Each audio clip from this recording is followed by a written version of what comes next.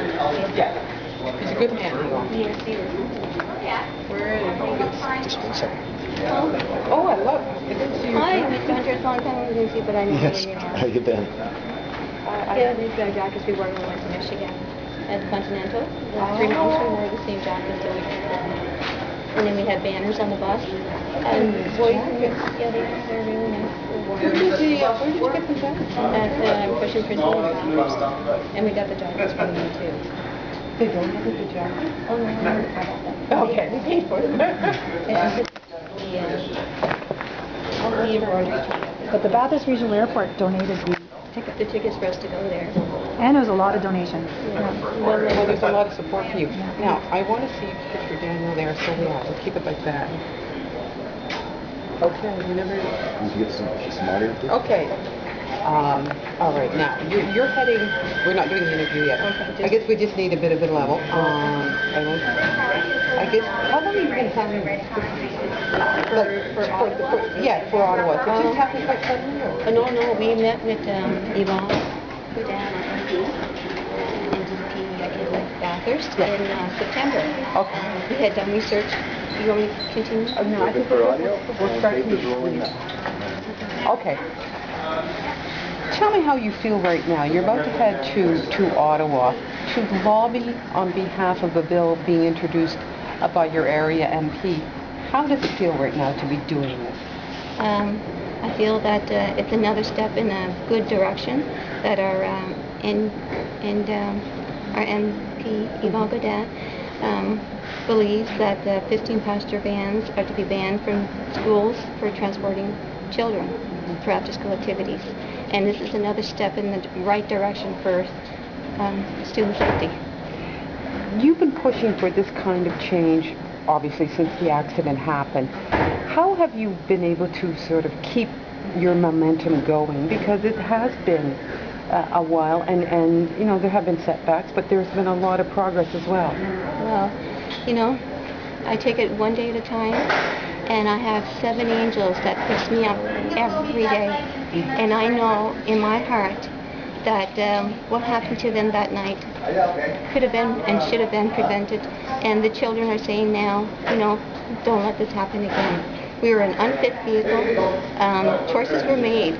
In 2006, CSA made recommendations to all of the provinces and the districts that they could use 15-passenger vans or the multifunction activity vehicles, because in the 1990s they grouped in with the U.S. and to see what kind of vehicles they could use for after-school activities. So they came up with this multifunction activity vehicle.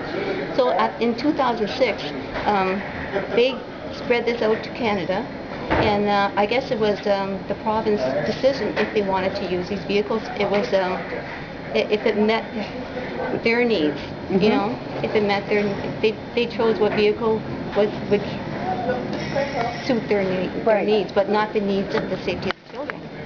And as I did the research on 15-passenger vehicles, this is when I realized, you know, none of the parents were aware of this, because I wasn't aware of it in 2006, and it was simple for the departments to send out bulletins to parents or let parents know that we're going to use 15-passenger vehicles, because we know through Transport Canada, CSA, that there's an alternate vehicle that we can use, but they use the unsafe vehicle. And there were always concerns raised about that vehicle. Obviously, before the accident. In the 70s, the U.S. started, you know. About the rollover. The rollover, but I know they're talking about rollover, but the main fact is that they have no enforcement, no protection for students, and these are children, our children who depend on adults to keep them safe. The government, parents, districts, schools, parents, you know, everyone as an adult, we want to keep our children safe, and they knew this even before parents knew about these 15-passenger vehicles. They were working with the U.S.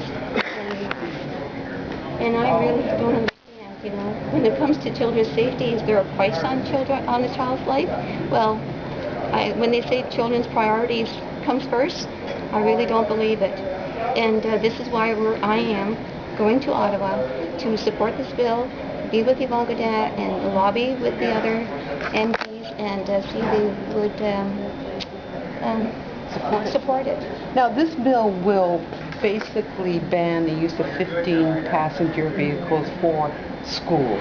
Is that? Yeah, it's for schools, students that the students that don't have rights. Right. That's what it's all about. You know, they get in these vehicles because they feel, oh, the adults know what they're talking about. You know, children don't second guess at what adults choose for them. You know, if they say this is the vehicle we're going to use, okay, this is the vehicle we're going. We're going to play basketball. We're going to play hockey. You know, they're going to get in there with their friends, not even knowing that these vehicles are with a sliding door, 4 benches, the back seat that's blocked the exit, and the only way they can get is through the sliding door. And if they can get the exit open, you never know where the collision will be. So how would they get out? The front door? What if the driver was knocked out? Here's all these children stuck in a vehicle that they can't get out. And what do you think the response will be in Ottawa? Do you have a sense what you're going into, what you'll be doing tomorrow? You're lobbying, and again, I gather on Friday as well, but do you get a sense of how people are going to react to this? Well, I'm hoping that they react like, oh, you know, children's safety is priority, and why are we as governments waiting?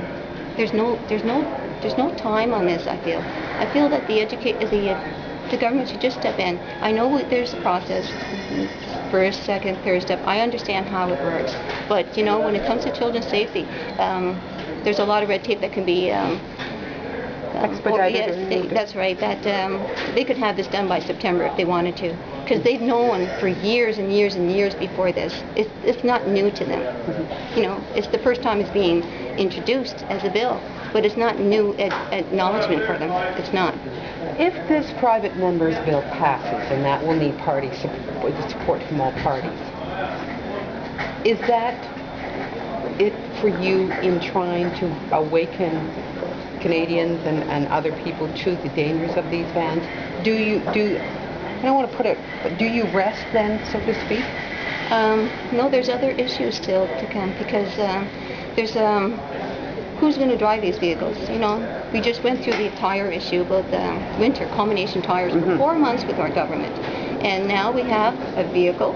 Now we have the tires. Now we need the pro drivers behind the vehicle, you know, and to ban the 15-passenger vans across Canada for children being transported for activities. And this is another issue too, because children that go to school from 8 to 4, they are students. And then I wonder, what are children that go for the evening and on weekends for sports, what are they called? Are they students?